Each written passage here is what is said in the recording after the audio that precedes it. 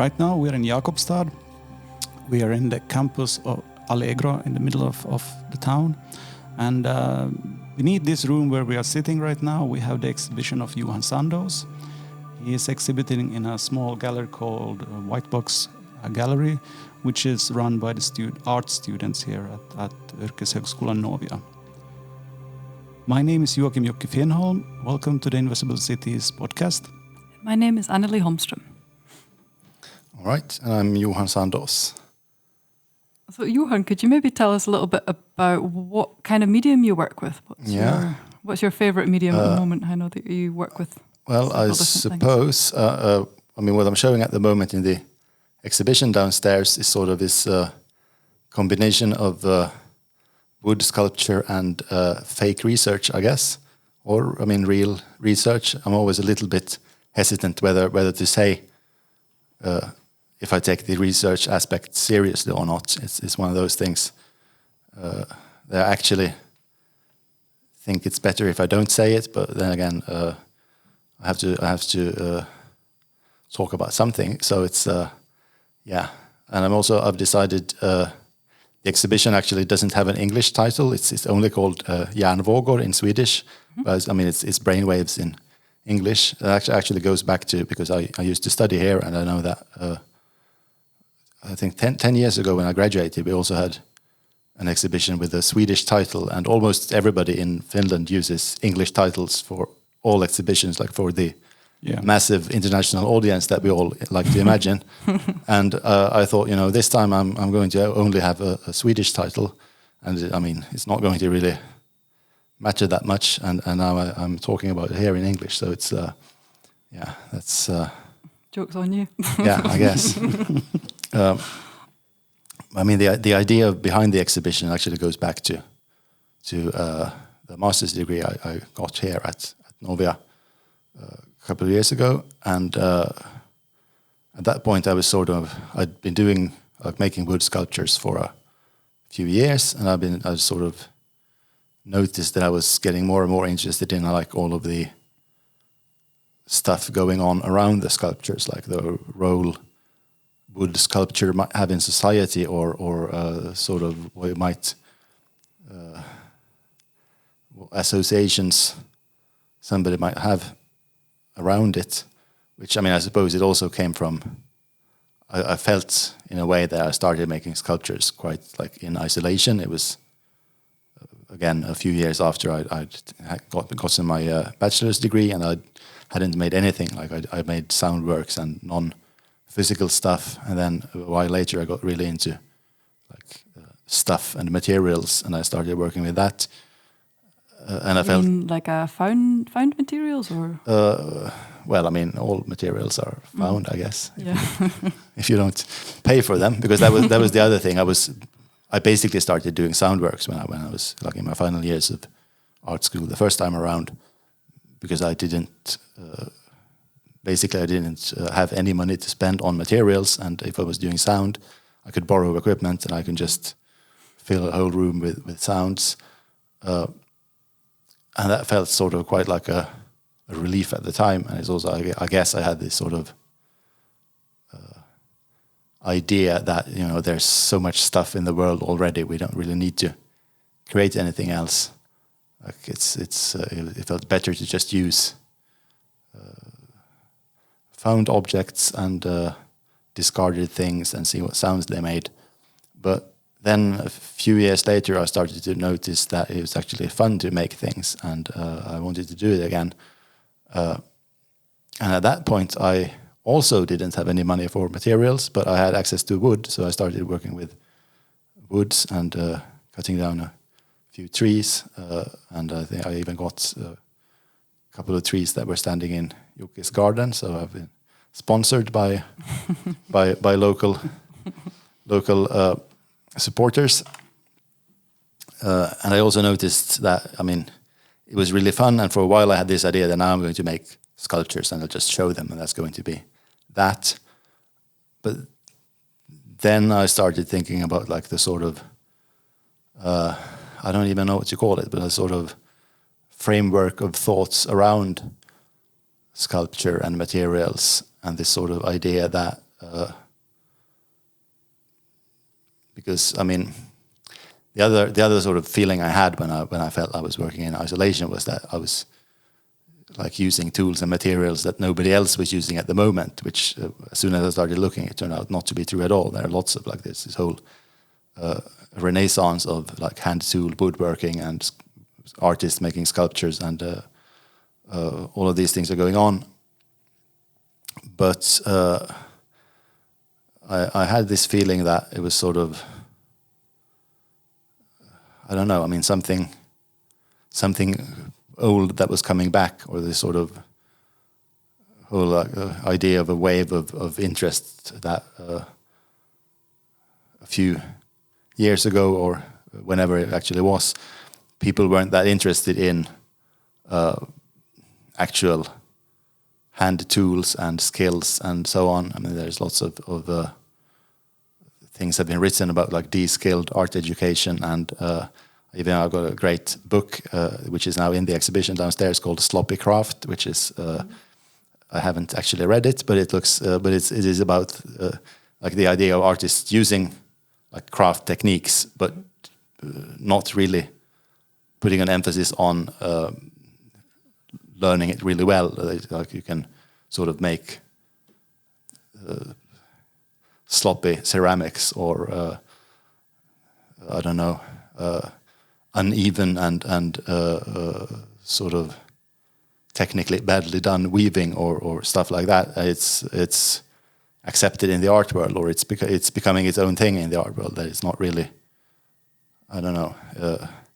But that's another thing which, as soon as I started looking more closely, it turns out that there are actually lots of artists and craftspeople who really care about the techniques and doing it properly and doing it really well. And that in turn sort of freed me from having to learn all of the techniques and all of everything. I mean, actually, one of the techniques I got really interested in was making wooden spoons, which is, I mean, at first it was sort of like a practice for making sculptures because it contains a lot of the same like cuts and curves and so on, which can be used for a lot of stuff.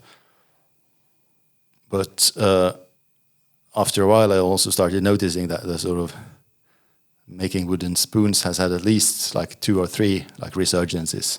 I mean, there was one in the 70s, I guess, this whole craft resurgence movement, which I obviously wasn't part of, but some of the people who started then are still active now, and they're talking about, you know, when they started in the 70s, like nobody cared about these techniques, and the tools were almost thrown away, and things like that. And there's another generation who started like maybe in the 90s, and they had the same experience that nobody was doing it. And now I guess I belong to a sort of third generation of these sort of artists who use craft techniques, except that, of course, for I mean, the contemporary scene is a lot of it is on the internet, and it's like really easy to find information about what's going on internationally, but it can still be hard to find out what's going on locally and close by.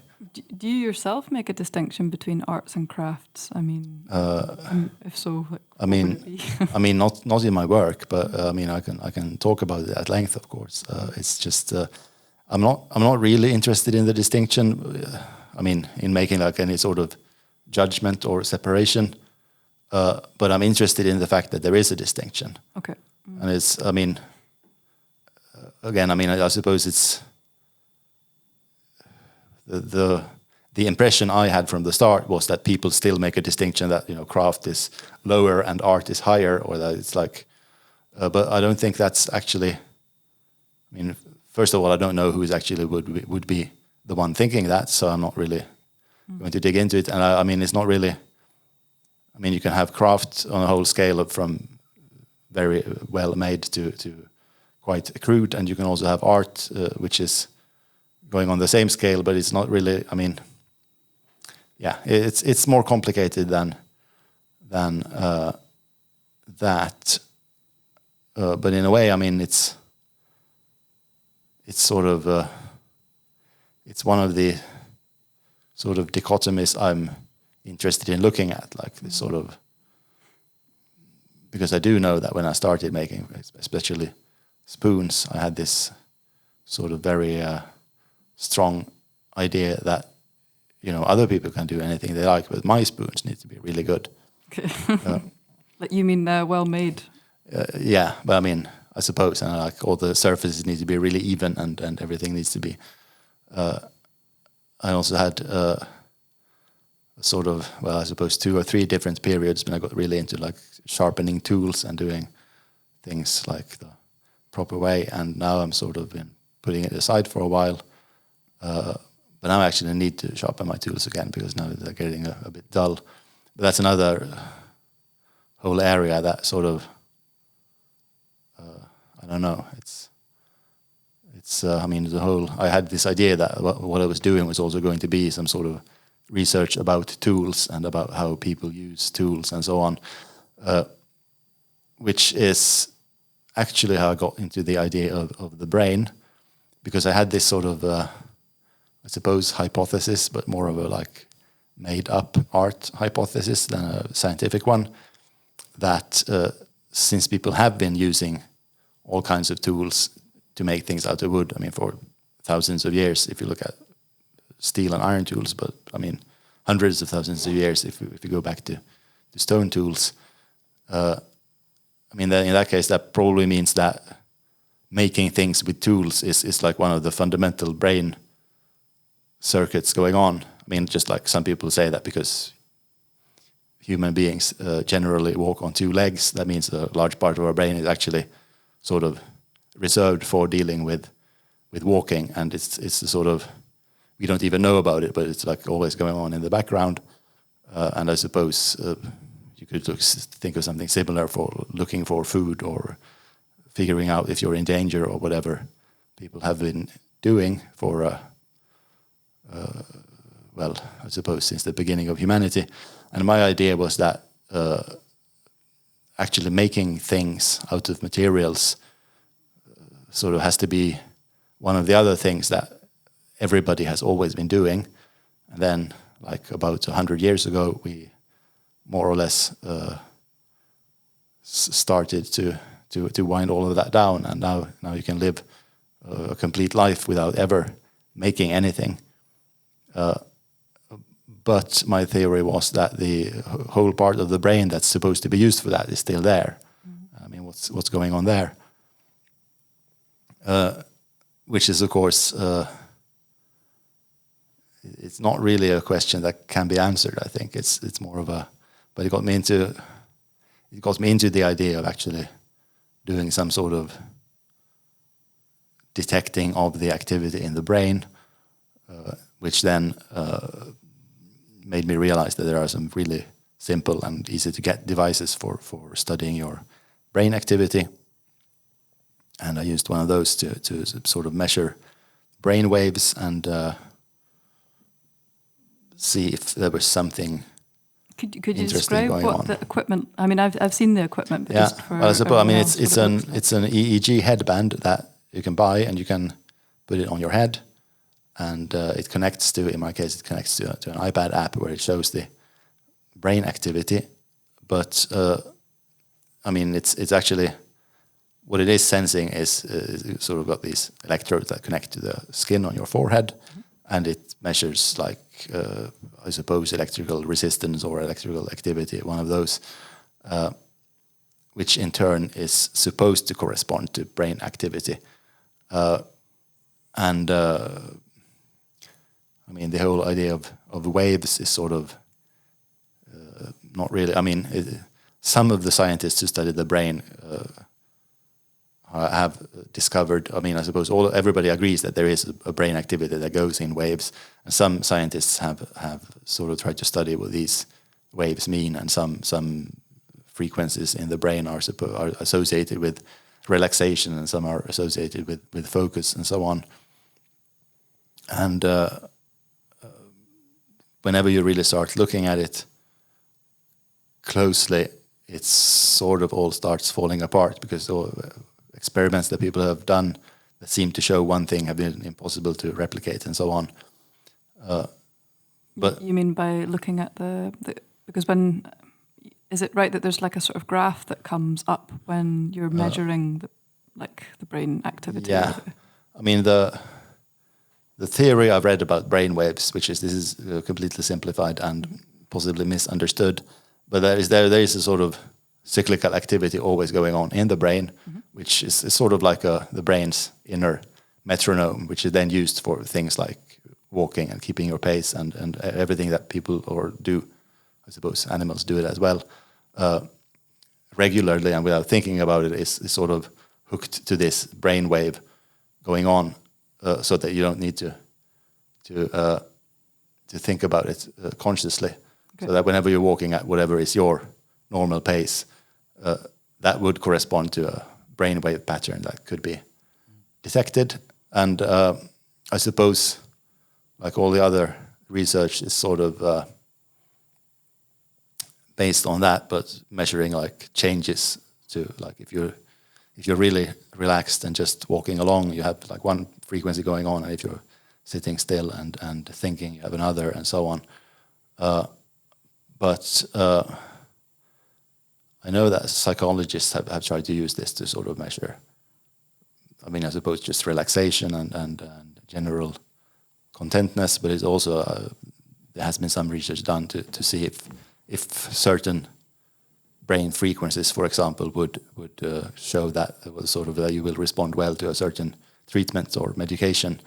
But I haven't really looked into the results of any of that. But from what I've read, it's like sometimes there are really promising results, and then somebody does the experiment again, and the results are completely different. But it's interesting, I think, with this, what you talked about, this brain frequency that we use for like walking and stuff, because we put a lot of things, we measure the time all the time with the clocks. But also we have, like in music, we have the beats going on. Yeah. And they even have like recommended like 120 beats is good for making hit songs. Yeah. Stuff like this. And also cinema has a beat in every shot, every scene there's a beat going on that you can count also. That decides how you edit it and how the film will go. Yeah. I mean, I suppose what happened when I actually started using the device was that I noticed that I get a lot of data, and because of the visual, like graphic design of the app that I'm using, it looks the data actually looks really good. So I started just saving screenshots of that and record screen. What do you mean it looks good? Well, it's like a work of art. Okay. Yeah. Like visually interesting, the graphs are. I guess. And I also noticed it's sort of, in a way, it reminds me a bit. There was a guest artist visiting our school when I was studying for my first degree. She was doing some sort of project that was done in one of these like online multiplayer games. I think maybe World of Warcraft, where she was walking around there and talking to people about gender roles and how they saw people. That, yeah. But she sort of mentioned that she was there for the discussions and like a way to reach. I mean, I suppose at that time at least, like gamers and video games were sort of a little bit like outside of society still. So that she actually encountered people who had some quite extreme ideas about women, especially women playing games and so on, and she had really interesting discussions. But she said that whenever she showed this, like in a gallery as a video recording, like other artists and art, like the art public, only commented on how interesting the game looked and all the color combinations and everything. So, I mean, I suppose I'm sort of doing the same thing with my own results in a way. And this is also, I mean, I suppose another part of this project that I've been doing is that it's very easy to generate a lot of materials, but I mean, the material isn't really, I mean, unless you're doing the actual science and reading the numbers and trying to figure something out, then, I mean, the recording from one session is pretty much interchangeable with the recording from any other session. Like if I start to look at it as a sort of visual material that's generated by the brain, then, you know, it might, because what I'm doing in the pictures that are in the exhibition is that I'm carving a spoon while wearing this EEG sensing headband, and and then I'm recording, or I suppose screen recording the results, and I'm trying to associate what's going on in the pictures with what can be seen in the graphs. Except that I quickly realized that it was more fun to actually move things around a bit and try to create my own visually satisfying setup. So that's actually, I had these pictures for a couple of years now. I made them and then I used them for an article, and then I haven't used them, so they're exhibited for the first time now as images. And I printed them here like on big papers with crop marks in order to cut out the actual pictures. But what I noticed when I was hanging them in the gallery was that I was keeping like all of the margins outside the crop marks because I thought it looked interesting again. And then I had a space to write in, so I actually wrote like by hand my interpretations of what was going on in the pictures. And then I created this story that there was this balance between whether I was making an artwork or if or making something useful, and that this could be seen in the graphs, so that as the object I was making was turning more and more into a spoon that could be used for something, like the traces of art started to disappear from the graphs. And at the end, I'm using the spoon to eat something, which means that it's completely useful and there are no traces of art in the graph. But then when you actually look at all of the graphs closely, you start to realize that there isn't really that much of a difference, and maybe they're not actually displayed in the right order. Like maybe this is another of those things that I was thinking, I'm not going to reveal this to anybody, but then I started to, I thought it was really fun, so I told everybody instead that you can actually look at the graphs in the order that they're displayed, and you can see that the battery percentage sort of keeps going up and down because I've moved around the graphs to create a good story rather than to actually show what was happening in the actual sequence it was happening. So, yeah. What's so interesting about the spoons? Why do you want to make spoons? Well, I mean, on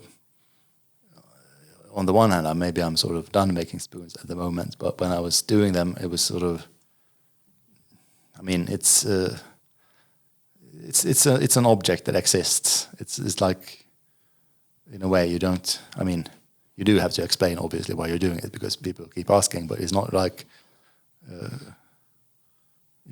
don't know. It's a functional object and it's got a pleasing shape and it can be held in your hand. I don't know. It's Yeah, because it's interesting. I mean, when you start doing woodcraft, usually one of the first projects is making a knife, a butter knife. Yeah. And that's a simple shape to make, and it's a tool also. Yeah, but I mean, if you make a butter knife, then you don't get to use a spoon knife. So that's because there's a special knife for hollowing out the inside of the spoon. True. So I mean, yeah. Butter knives they're not art. What the exhibition kind of made me think about a little bit was just this, you know, how often there's these discussions about, you know, art's place in society and how like, what is it good for, what is it useful for, you know, and maybe you know, that the art doesn't necessarily put food on the table, this kind of stuff. So for me, the spoon became like a symbol for like being fed or like, you know, kind of covering like a basic need, whereas maybe art arguably doesn't cover like basic needs, it covers other kinds of needs. Yeah, I mean, I do have an interest in food and food production, and I've been trying to make some other like artworks about food. So I mean, I do see obviously the connection, and I mean, there's also these carrots in the exhibition. We didn't talk about that. Yeah, I'd like to. That's. I mean, I suppose at the same time as I was sort of trying to make my spoon and brain project for my master's degree, I was also starting up which I was planning to make like a really short project about like urban gardening and growing vegetables and like getting a community of people to participate in that somehow. but that again, in turn, I mean, I had this idea that it would just be like one growing season, like a couple of months in the summer, and then at the end there would be like a communal meal. And I suppose, I mean, I could have used wooden spoons there, so everybody who comes to eat gets to make their own spoon to eat with. But that was like the first Corona year, so it wasn't really possible to do what I'd intended to do. So instead, I just sort of kept growing vegetables in different places, and I was trying to have some sort of secret bean field in the forest and growing carrots, but they grew really badly. But I mean, I was sort of recording everything on video, and I did it for 2 summers, I think, and it got further and further from what I planned, and I also accumulated, like, I don't know, lots of video material, like probably 100 hours. But that was a little bit, I mean, because I was using real vegetables, of course, because I was planting real seeds and getting I don't know. It took me a while to think about the idea of making like sculptures of vegetables. I suppose it was also because I sort of decided to focus on beans as the plant that was going to grow, and I suppose these maybe they're broad beans in English. Actually, they're the same as fava beans, which is like they've been like historically they've been grown as animal feed, but they're actually perfectly good for people as well, and they've sort of been trendy in sort of food production recently. But what I noticed when I started like filming broad beans at various stages of growth and so on, that showing the pictures to people, that nobody really associated with anything. It's like it's not a plant that they were particularly familiar with, and I wasn't either, to be honest. I mean, it's not like I was a bit surprised the first time. I got nice flowers as well.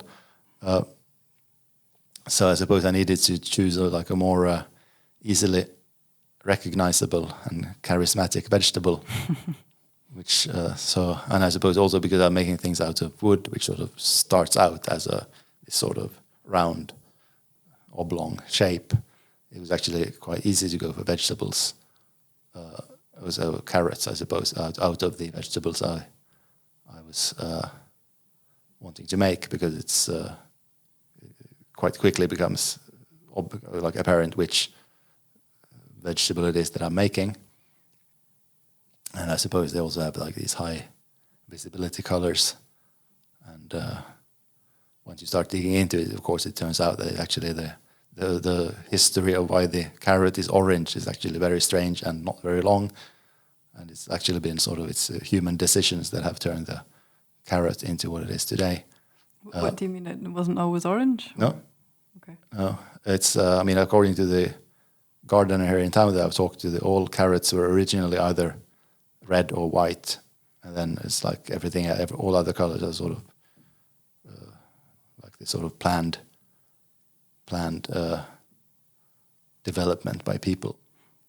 And I suppose this might actually be one of the long tangents that you end up having to edit out. But there are also theories that, I mean, basically it's possible to take any plant and sort of change it into something like more suitable for human use. And it's been done a lot, of course, for food plants, but it's usually like, it's really easy to do with like these seasonal plants that grow for 1 year and then you can take the seed. It's like you get a lot of generations of carrots very quickly. Whereas if you want to change a tree somehow, it takes a really long time to choose the best ones and try to get them to spread and so on.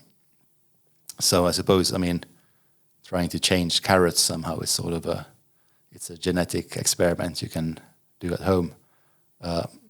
So I don't know.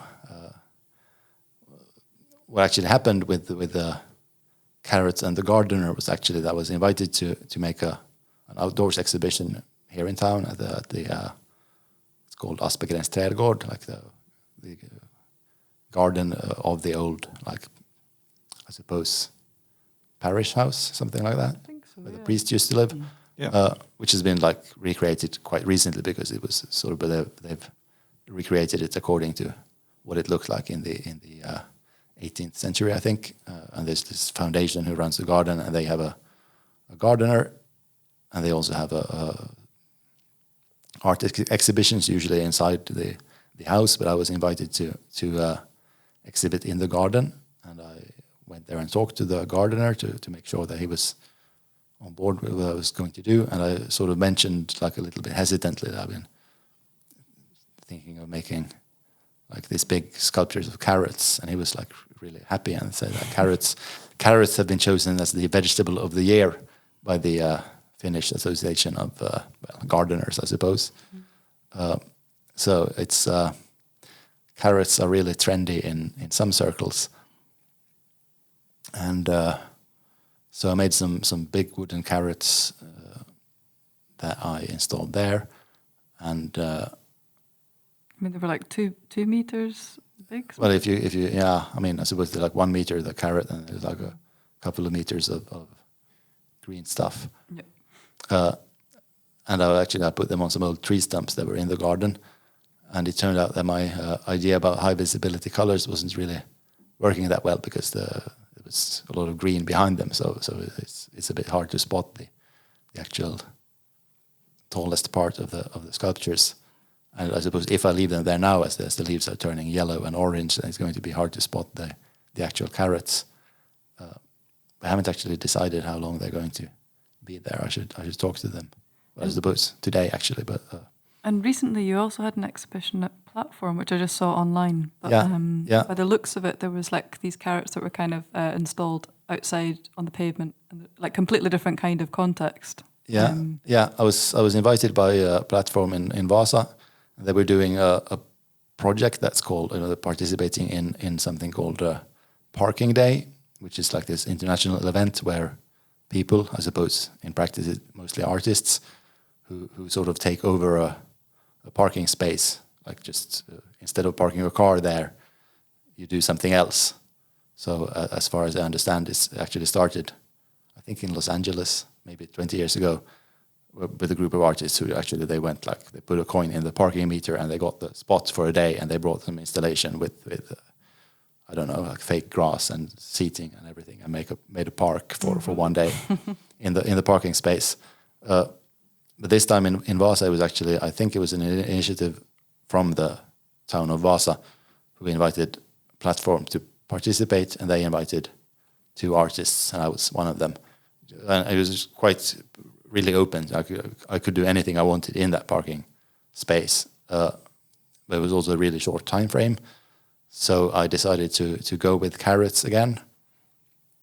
And I made like this sort of, I suppose, fake plots for growing carrots out of MDF. And then I put some carrots that were sort of sticking out of the ground there. And they were sort of filling the parking space.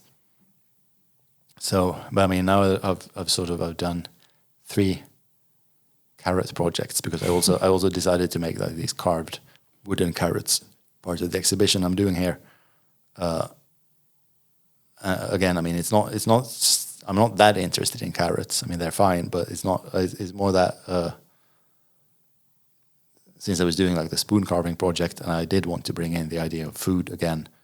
But I also wanted something else, like made by hand, like to make this connection between making spoons and making basically any wooden sculpture. So I brought in some wooden carrots that I sort of placed in front of the gallery.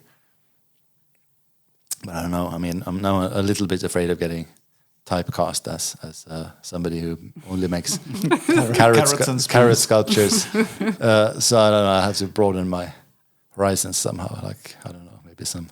But I mean, is the thing that are you drawn to it because of the shape, like, that it's easy to make out of, or I mean, you also talked about that it's high visibility. I mean, it's because I mean, I also sort of started to get into like semi-abstract painting recently, and I was sort of painting on boards, and I was also painting. I mean, it took me a really long time to decide whether I wanted to paint my wooden sculptures or not. And I mean, that of course is also a discussion that goes back thousands of years. We can get into it at some other point. The history of polychromatic sculpture. But I mean, once I did decide that I wanted to paint at least some of my sculptures, then I sort of got interested in doing these, like, I don't know, quite simple shapes that could take color instead of really complicated shapes that would sort of fight with the color. So, I mean, I suppose the painted carrots are sort of part of that as well. That it's a bit like, I don't know. In a way, I mean, it makes them more figurative actually when you can sort of more easily tell what it is that I'm making. But there's also this chance to use like different shades of colors that blend into each other and actually get to practice my my abstract painting skills on the surface of the sculptures. So that's. I mean, I remember being in your studio once, and there was these paintings that you're making, but you know, you've also been using them as like tables and sometimes on the wall, and yeah. And I remember you said like, oh yeah, it can be a painting, but it can also be a table. You know, I thought it was kind of funny in relation to this exhibition as well, like this line between when something's art and when it's useful. Yeah. But that seems to also apply to the painting sometimes, you know. Yeah, I suppose. Yeah, it's. I mean, another thing that it doesn't actually show in this exhibition, but I only realized it when somebody else pointed it out to me, that apparently I care more about where the material actually comes from than artists typically do. Like, for example, I mean, I like to know where this tree was cut down, what sort of where it's come from, where it's grown, and there's also the plywood boards that I've been painting on now actually have a history as well, that they come from somewhere and they've been sort of repurposed for this. But it seems like your interest in like history and research is like really mixed into your working process also. Yeah, I suppose. Like, I'm just wondering, like, in a practical way at the studio, do you like do lots of reading and then you go and work, or is it like, I mean, not like in a way, yes, but not the way it looks. Yeah. I mean, that's actually the last element of the exhibition downstairs is that I've got some of the books that I might or might not have read exhibited in the gallery, because I mean, in a way, it sort of goes back to before I studied art. I studied, I suppose, English at first, and then art history, and then various humanities. But it still was, I mean, so I got into this sort of academic way of reading where you don't actually have to read the whole book. If you want to quote a book, you basically you need to read the quote, and you need to sort of course, find out if it actually means in context. But if you're writing an academic paper and you make references to like 20 books, nobody actually expects you to have read the book. But if somebody asks you, of course, you need to behave as if you have. And I suppose, yeah, I mean, it's like a different kind of reading. It's like more of a reading for a purpose than reading for. I mean, I suppose I used to read a lot for pleasure, and I still do sometimes. But like most other people, I've been sort of affected by the internet, so I don't have as much. Sort of don't make as much time for reading as I used to, except that when it comes to actually reading something for the purpose of using it in an exhibition, I'm really fast when I need to read something. So I mean, I guess, but I still don't really read in the way that I like read something first and then figure out like if I want to like show it somewhere. It's more like. But are you taking a lot of notes when you're reading? Is that something? Like, how do you sometimes I do. Yeah. The information. I mean, I do take a lot of notes, but I don't usually look at the notes afterwards. But I mean, it's also, but I mean, it's more like a sort of. If I decide that it's more that. At first, I think I'm working on something, but after I've been doing it a while, it turns out that it's actually something else that I'm interested in, and at that point, I usually start looking for like books about this new topic to try to find out at least something about it, and then I can like order those books and read parts of them, and then I do like to keep them lying around in the studio. So it's I do revisit like books a lot, and it's quite often it's possible to get something new out of them for a new project, but it's not really. I mean, I sort of think of it as a sort of not exactly reading for research, but reading with an open mind for using these things for something at some point. And then, of course, when I do actually decide that I want to use something I read a while ago, I can't find my notes, so I have to find the book again, which is why it's quite important that it's still there, and the ideal is that it's still lying in the same weird spot in the studio where I put it down. So yeah. When it actually comes to like making something, is it important to have an open mind for you, or is there a kind of idea in the background that you're wanting to visualize? Like, how does it work for you? Well, I mean, it varies a bit. I mean, especially when it comes to sculptures, but I really did start out with the idea to learn as much as possible and learn the technique. So I had a lot of like half-finished things that I didn't know if they were even works of art. They were just objects lying around. But now when I'm making, like, for example, the latest carrot sculpture, which is lying on a small table outside the gallery, that was sort of, I suppose, 5 minutes to make out of, well, I suppose 15 minutes, but still to make out of material I already had at hand. So it's, I suppose, the answer to your question is both. Yeah.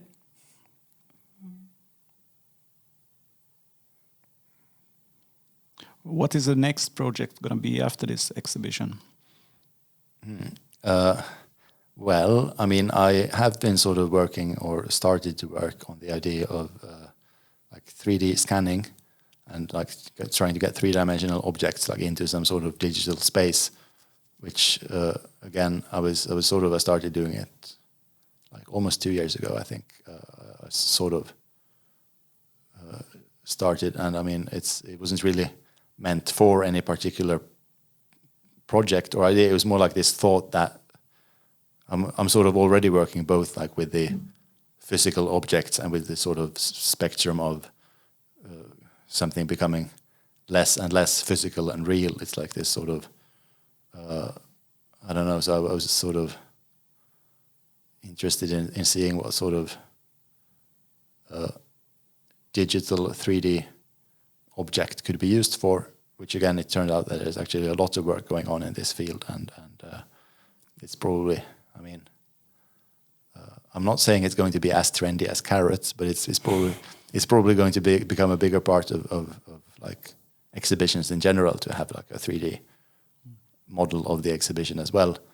And because I've already sort of tried to read up on other topics like this sort of I suppose brain sensing and recording brainwaves, so people, they know they can do it, but they're not really exactly sure what it's supposed to be used for, which also turned out when I started looking into like 3D, like creating 3D spaces, that is like there's this idea that it's going to be a really big thing to have like a digital twin of something, like of a factory or something, that you can have like sensors and cameras in the factory, and then you can sit wherever anywhere in the world and look at the real-time updated 3D model and see if there's some sort of problem going on, or if there's some sort of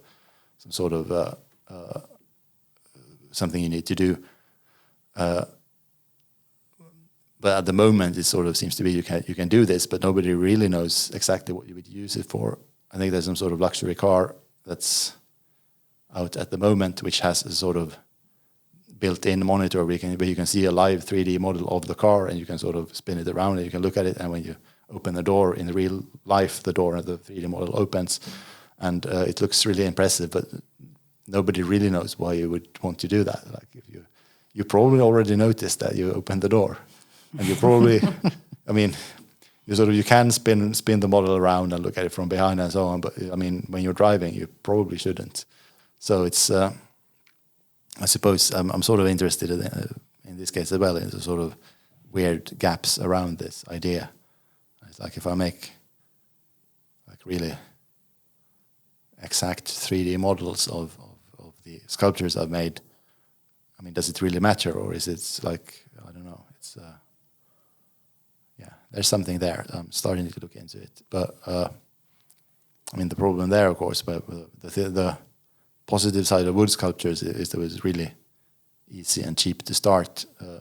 When it comes to like digital 3D things, it's still quite expensive. So I have to sort of, I don't know, maybe I'll have to start selling my carrot sculptures to finance my 3D work.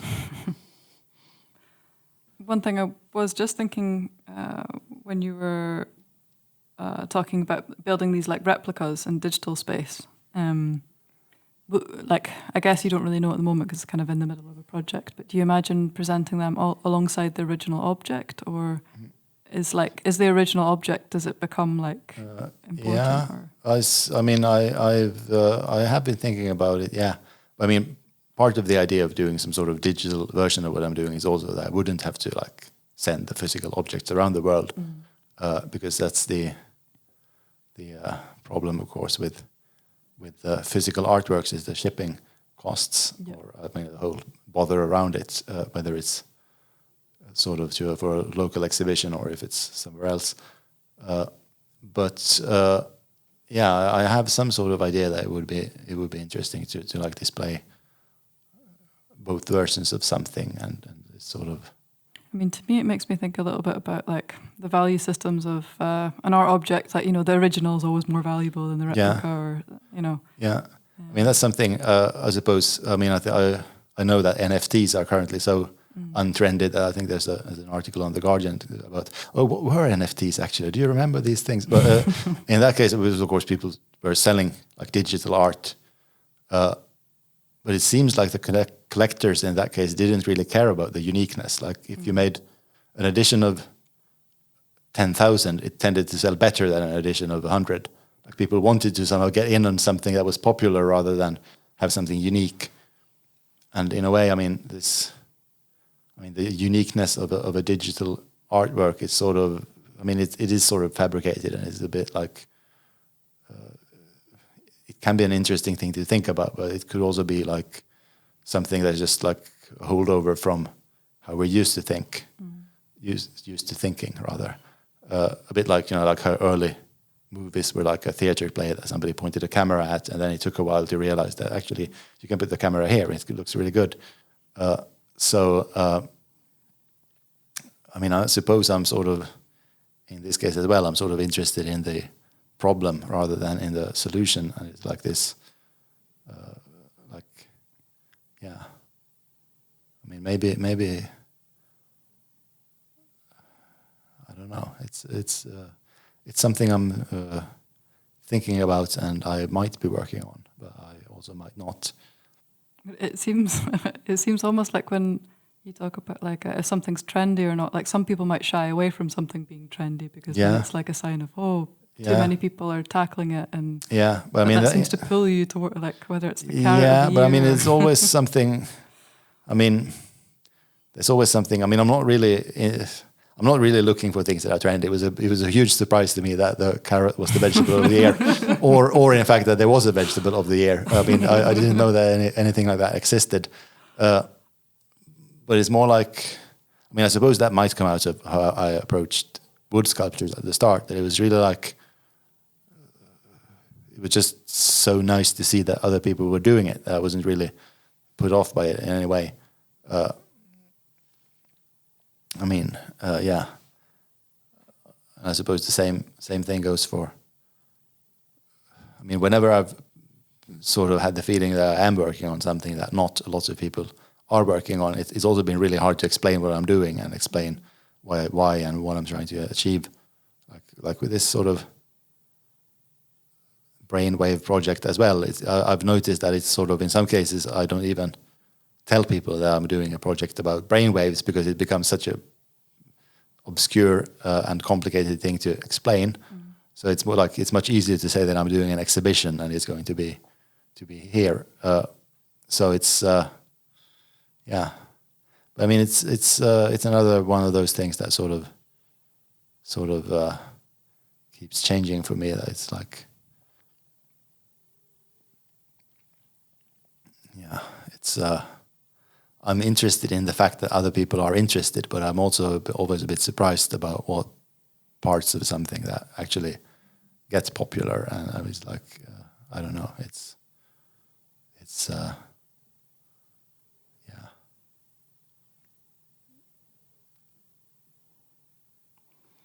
Thank you for coming here to talk with us, Johan. This was the Invisible Cities podcast. My name is Joachim Jocke Finnholm. My name is Anneli Holmström. Thank you for listening. Thanks for inviting me.